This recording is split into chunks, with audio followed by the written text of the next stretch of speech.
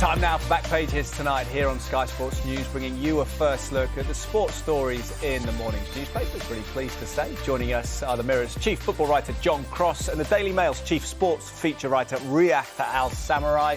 Welcome to you both. Let's quickly run through the back pages as they reach us all the time. After a busy night of football, I could still win title with United, says Jose Mourinho in The Sun as he dabbles into Manchester City's Premier League charges. Meanwhile, in the Eye, City's slicker than Sparta is the headline in The Independent after Erling Haaland's double helps City to a Champions League record. One ridiculous goal we'll talk about as well. The Guardian splashes on Liverpool's 1-0 win over RB Leipzig. It also focus on the reintroduction of the football regulator bill. Government climb down is their headline. Regulator will not consider foreign policy. That's the foreign policy of the government for takeovers. Let's start with Jose Mourinho. John, Fenerbahçe up against United in the Europa League on Thursday. Brilliant storyline, isn't it? And the greatest man ever to set it up once again. As Jose here in The Sun, I could still win title with United. This is harkening back to United finishing second in 2018. Manchester City, of course, the runaway champions, but they face these allegations, which City deny. John, first and foremost, how good was it to have Mourinho back? Have you missed these kind of grandstanding press conferences? Oh, absolutely, Teddy. Honestly, he's a media darling. He's a media favourite simply because he always delivers, doesn't he? With barbed comments, you know, that sort of cheeky grin that he's got on his face. He knows exactly what he's doing when he stands in front of that press conference and delivers, you know, little nuggets and sort of throwaway lines. Fantastic. I'll tell you what, he takes front and centre today, doesn't he? The press conference, the pre-match, is almost as big as the match, frankly. You absolutely had to be there to kind of really sort of sense and kind of take in that Mourinho energy. And you kind of almost pays your money, it takes your choice, really, because, you know, he was talking about possibly coming back to the Premier League one day, wasn't he? Saying that Man United backed Erik ten Hag in the summer, but they didn't back me, with a bit of a quip there. But the most eye-catching one, and sort of which has made most back pages, was his remarks about, I might yet get a medal, a Premier League winners medal from Man United if Manchester City, facing those 115 charges, which we always point out at this stage, they completely deny any wrongdoing and are adamant that they will prove their innocence on that one. But if they were stripped of titles, then he would then stand to gain a title from the United finishing second, runners-up to the City in 2018. What still makes me laugh about that season was, you might remember this one. This one was the one that Jose Mourinho did, despite winning absolutely so much in a trophy-laden career, he counted as one of his best successes in his career, for leading Man United into second place in the Premier League that season, if you remember. So he's still obviously probably still smarting about it, still smarting about how his exit played out. And he couldn't resist a little, you know, dig sort of at his former employees, and I guess sort of kind of a rival as well in City. You know, Mourinho is gold dust, absolutely unmissable all the time. Yeah, it won't go sort of unmissed, will it? It's the former Barcelona head coach, Pep Guardiola, who's there, and that rivalry goes back some way, Riath, doesn't it? We've got a history with Mourinho, and he reflected on it there. Back page of the Times, we saw United would owe me medal. Mourinho wants bonus if City punished over financial breaches. He prepares to face former club. Riath, does it make you reflect on his time at Manchester United, what we've seen since Sir Alex Ferguson, the 11 years? He was quick to point out, of course, today that he won the Europa League for the club, and he didn't even mention winning the League Cup. Do you think that perhaps we underappreciated what he was able to achieve in the culture that followed Fergie? I certainly wouldn't say for the resources that he spent at United, and I apply this to many of the managers who've come in there since Ferguson left.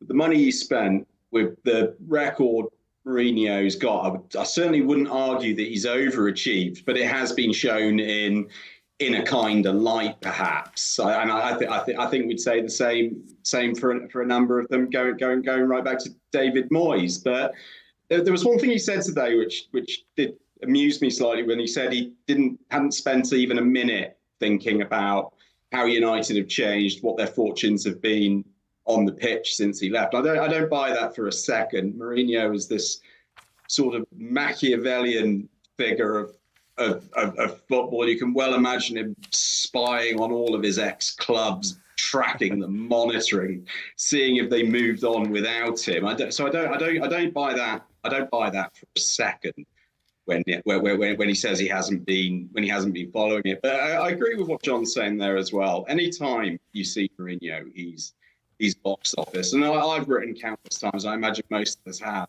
how tiresome it can be when the milk's really turned sour with Mourinho at a club, and the sort of toxicity's pouring out of him week to week, and he does so many absolutely objectionable things. And I find myself a few months after he leaves the country, you catch a clip of him on TV such as today, and you think, you know what, wouldn't it be a lot more fun if he was back and he was still around? He really does. He's still, for all of his many failings, he does ooze a charisma which is unlike absolutely anyone else in football, until the day perhaps Zlatan Ibrahimovic becomes a manager. It certainly gives us something to talk about. Yeah, we'll look forward to that. Let's talk about a fine striker at the moment on Manchester City's front. Certainly not worried about Jose Mourinho at the moment. Telegraph Sport here pitches Erling Haaland mid-finish, which is a ridiculous thing here. Back heeling with his left foot, about 6 feet up in the air. John Cross, how remarkable a goal was that? Have you ever seen anything like it? Absolutely fabulous. What a brilliant piece of technique, improvisation, skill, call it what you like. I mean, there's been times this season when people have questioned whether, you know, sort of Haaland has been prolific enough in between scoring kind of hat-tricks and scoring goals like that. I think it absolutely puts that debate to bed. He's a fabulous striker. He's an absolute menace. Another one of his sort of kind of, you know, runs and sort of finishes tonight was just sheer power that he exudes, running from deep, you know, latching onto a through ball. He's absolutely phenomenal, unstoppable. You know, City have now won 2 and drawn 1, haven't they? But their goal difference is so good that it's propelled them right up that kind of weird, convoluted Champions League table, into the top 8 and sort of well into the kind of comfortable area of qualifying directly into sort of kind of the last 16. I do think City are finding form. I admire that record so much, that unbeaten record now that sort of kind of, I think, stretches back, doesn't it, 26 games. It's a remarkable run, and it shows that I think that bookmakers, that's why they always make City favourites for the Champions League year in, year out, and you certainly wouldn't bet against them doing it again. I mean, Real Madrid were absolutely magnificent against Dortmund last night. What a thriller that was. But City have just got that, you know, just unmissable sort of knack. And when Haaland is in this sort of form, they're very, very difficult to stop, I think. Indeed, very formidable. 26 games unbeaten. Were knocked out last season on penalties only by Real Madrid. Let's go to the back page of the Mail. Riath, want to get your take on what Erling Haaland pulled off tonight. We saw some extraordinary things, didn't we? Won last season against Dortmund. But this, how much does it say about his improvisational skills, but also his flexibility? We know he's into sort of alternative therapies. It's incredible agility and your ability to twang the hamstring like that, isn't it? It's absurd. There must have been. He could have potentially tried to take the ball down and finish. He could have actually just done the conventional thing and, you know, just played a volley. It was absurd dexterity, really, the imagination of it. But there's something about that goal. It was like I was watching it, and the commentary had said just after it went in that I think he'd only actually had about 12 touches in the game up to that point. We know he's a fantastic finisher and he's got sublime technique, but the amount of anticipation that goes into the way he plays, and also the concentration. So when we talk about the goalkeeper who sometimes doesn't have anything to do for long periods and then is able to step up when they're needed, Haaland, to some extent, is a similar instance of that. He spends the vast majority of the game moving around, ambling for position, and then when he does get the chance, he's absolutely lethal. I think the stat now after the second goal, that wasn't too shabby either, by the way. After the second goal, it's now something like 44 goals, 42 games. He scored the same amount in the Champions League, that is, same amount as Drogba in half the amount of games. Drogba was a decent striker, if we're honest about it. So, you know, we repeat the point on this with Haaland, but he is this generational talent. He's fantastic. And when I watch him, I just keep coming back to the question of why Pep Guardiola would even consider leaving at the end of the season when he's got a squad this strong. Obviously, it's contingent on what's going to happen with these charges, and indeed whether or not Jose Mourinho gets a delivery of a medal in the post. But I can't imagine why anyone would walk away when the deck is stacked that high in terms of a squad, a club whose infrastructure is geared to appeasing his every need and whim. Of course, he's earned the right to be able to call his own terms in that regard. But you look at Man City today, Foden coming back into form as well. You've got Haaland, you've got De Bruyne, you've got young players like Rico Lewis. I can't see why anyone in their right mind could possibly want to go and manage at a different club.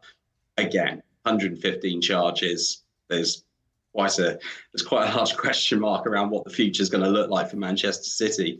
But in footballing terms, right now, they've got everything in their hands. They are the heavy favourites to win the Champions League, irrespective of what I think Liverpool and Arsenal can do this season. You would never bet against Manchester City to go and do it again. So I just watching that tonight, Haaland is the cherry on the top of the cake. They have so much going in their favour. They do, all impressive without Rodri as well, who seemed to be the one perhaps weak point in him being absent, but that's not been the case. Nonetheless, Riath, John, mentions there Liverpool. Let's go to the Guardian Sport. They've got a picture of Darwin Núñez being congratulated after scoring the only goal in Germany against RB Leipzig. Núñez nips in to maintain perfect start. John, I've heard some pundits saying that perhaps the results are reflecting maybe not superlative performances from Liverpool. What's your take? Are you convinced by Liverpool and their credentials in all these competitions? They're joint top now with Villa, aren't they, in the group phase here? Yeah, I do think they've had some really impressive results. They're two, away games against Leipzig, and I was in Milan to see their opening game, and to get away wins, no matter how you do it, it was a lot easier in the San Siro than it was against Leipzig tonight. But again, I wouldn't say that they're under tremendous pressure. It always felt as if tonight, if they needed to, they could turn up a gear and basically go and win the game more comfortably if Leipzig had actually, sort of kind of a couple of their chances. They had one chalked off for offside and another sort of run through, which was offside as well. But you felt as if they ever were in real danger. They had another gear to get to. So they did it quite comfortably. I've just been so impressed with Slot in answer to that question. Yeah, I think the biggest compliment you can pay Slot is he's made the transition from a legendary manager in Jurgen Klopp feel utterly and completely seamless. It's so impressive. They are playing a slightly different way. They do, the midfield is a lot more fluid, if you like. There's sort of kind of a lot more. Gravenberch has played a key role, of course he has, but I do think there's sort of kind of the passing and movement is a little bit more, sort of kind of expansive, if you like. But they kept their sort of kind of principles of a really strong back four, but also really going for it up top as well. So I think they've got different ways of playing, and this record that they have, only losing one game in their start so far this season. Listen, the start has been an absolute fantastic opportunity for Arne Slot. It's been a welcome present from the Premier League fixture computer, to be honest. But they passed their first test quite impressively at Anfield against Chelsea on Sunday. And we'll get another view, of course, against Arsenal this coming Sunday. But I have no doubt about it at all that Arne Slot and Liverpool are in the title mix. And that's a huge compliment to the new manager, because to take on a team, not particularly strengthen it in the market at all in the summer, and then develop and improve players, I just think that says everything about the quality of this manager. I do think Liverpool are right in the mix for the Premier League title this season. He's done very well, hasn't he? And it's going to be a fascinating game. Arsenal-Liverpool Super Sunday, 4:30 on Sunday. John, Riath, thank you for now. We will take a quick break. When we come back, we'll look at more of the back pages, including this set in The Guardian. Just below the picture of Núñez, the football regulator bill is poised to be reintroduced.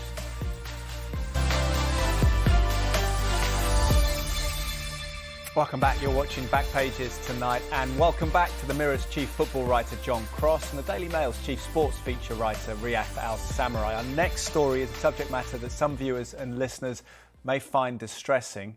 Tyson Fury has revealed his wife Paris suffered a miscarriage the day before his world title fight with Alexander Usyk. This covered in the Times online here. Tyson Fury reveals wife had miscarriage the day before Usyk defeat, and Rick Broadbent also writes about it on the Times Sport back page. Riath, a very emotional topic, and how illustrative is it of the things that we don't know that go on behind the scenes for elite athletes that can affect performances? Absolutely. This is a human story more than it is a sporting story. And Tyson Fury, just to sort of add to what you're saying there, Teddy. So he's given his press conference ahead of the rematch with Usyk today. Yeah, obviously lost against him in May. Everyone's had their say on that. Lost his WBC world title, but he's given this a briefing with the written press, I believe, just prior to the press conference itself, in which he's outlined the circumstances. He's by all accounts, he sounds like he's made it very clear this isn't an excuse, but this is what was happening in my life, and he's detailed, extensively how his wife Paris miscarried after 6 months of pregnancy, and he found out the day before the fight. He's obviously shown tremendous courage to then go ahead and get in the ring. But also today in discussing the toll that's taken, first and foremost on Paris, and then also the family, and how he's had to contend with that to go in ahead and have the biggest fight of his life. Of course, he's lost that. They're having the rematch on December the 21st, but it was incredibly powerful what Tyson said today, and incredibly distressing for a great number of people as well in reading it and appreciating the circumstances that he was under. Yeah, very powerful and poignant. Hopefully helps people as well that experience similar things. And actually his wife Paris had declined to let him know even before the fight for fears of upsetting him. And then actually Fury said that he kind of, I suppose, had twigged that had been the case. So a very emotional story there. Let's do a more administrative story now. John, come to you with the back page of The Guardian again that we teased before the break. Government climb down. Regulator will not consider foreign policy for takeovers. Eleni Correa, Nick Ames and Matt Hughes here, John, focusing on the foreign policy angle of this and government not having involvement. Parachute payments, though, also being discussed. Outline the key points for you in this. Yeah, the different papers have different takes on it. It's an interesting one in The Guardian. I think also The Eye really putting forward the Premier League's case that they think actually it could, put potential investors and potential owners and indeed the sort of the league's reputation at stake if the regulator goes too far. But I actually thought look, listen, we knew that this was coming in. I think the parachute payments was an aspect that we didn't quite know what would actually feature with regards to them under the regulator's remit. It's pretty clear that the Premier League have wanted the parachute payments to remain. They've been anti the regulator and been quite outspoken on that, of course. And the EFL, I think it's pretty clear and pretty obvious that the EFL do not like parachute payments, although they stress their position really rather is that they would rather parachute payments come under the regulator, if you like, so that they can be administered and sort of kind of overseen by the regulator. Their argument, of course, goes back a long way to parachute payments giving relegated Premier League clubs an artificial kind of, leg up, if you like, after being relegated, and therefore it hits competition into the Championship and beyond. So I do think it's something that, I think is going to create debate. Listen, the cynic in me says that actually this needed bringing in pretty quick, and actually the government has been flailing somewhat. Football is a vote winner, and I do think the government have therefore tried to bring this in as quickly as possible. I do think it will be a populist one for them, because I think if you ask a lot of normal football fans, they will say surely it's time for money to filter down the pyramid and filter through and shared out, when you consider the huge excess that we see in some transfer windows and some of the money going out of the game, really, when it could be better served to, funding grassroots clubs and lower lower division clubs as well. So I actually think the regulator are now being enforced and sort of brought in at a pace actually can be a good thing for football. I hope they can strike the right balance. And I think that parachute payments actually is something that we really have to keep an eye on, because I'm not sure quite how healthy it is for competition. Yeah, people divided over that issue. We'll see how the governance bill proceeds as well. Premier League response, EFL statements as well on the Sky Sports website and on Sky Sports News. Now, I want to get to another sombre story now, and it's Riath, your piece in the Mail, obituary for ace shot putter, television star, Olympian and budgie breeder. To suggest Geoff Capes crammed a lot into his 75 years would be an understatement, as gargantuan as the man himself. For younger viewers and listeners, Riath, it's impossible really to overestimate what a big personality this was, both physically and I suppose socially in Britain in the 80s and 90s. Absolutely, and I think an element of that as well is perhaps the diminishing status of track and field athletes in this country and in this era. Probably more accurate way of putting it. But Geoff Capes across the 70s, which I'll admit was before my time, but I was certainly very conscious of him in the 80s. And I've used this phrase in my piece. I think if you're anyone from sort of struggling those generations, if at any point you tried to overexert yourself in lifting something beyond your means, a parent would say, "Who do you think you are?" Geoff Capes. This was the ultimate strongman. He was the two-time world's strongest man. He still holds the British shot put record, and I believe he's held it for 52 years, and his current mark was set in 1980. He won the Highland Games a record 6 times. He was in an advert for a Volkswagen Polo where he was tipping a car onto its roof and then back onto its wheels again. And his cut through from these achievements was astonishing. He would be on blankety blank, This Is Your Life. He was on the Sooty and Sweep show. You know, no finer marker of celebrity. I'm sure. I was reading today, there was an excellent interview that Jeremy Wilson did with him last year in the Telegraph, and it mentions this time he appeared on a show called Super Gran. I'm not aware of it, but apparently he nearly killed the host by throwing a tree, and he didn't quite perhaps he didn't get the quite correct technique on the throwing of that said tree, and it hurtled in the wrong direction. But this man was a true megastar of his time, and in writing about him today, I learned how to spell budgerigar, and taking that as a positive from a sad situation. But you know, he was 75. It's you know, but right up and until the end, he was tremendous value for anyone who went to speak to him, and you know, truly one of the great characters of British sport. Absolutely, even started in the Highland Games, 6'5" in his pomp and 26 stone. What a powerhouse! Well, thank you for our 2 powerhouse guests, John and Riath. Brilliant to have you on Back Pages tonight. Hope to see you soon. And if you missed any of the show, another chance to see Back Pages tonight at 1:30, and the show is also available as a podcast. Just download Back Pages on Apple, Spotify, or wherever you get your podcasts. And join us again on Thursday night. The guests, Jonathan Liu and Jason Burt,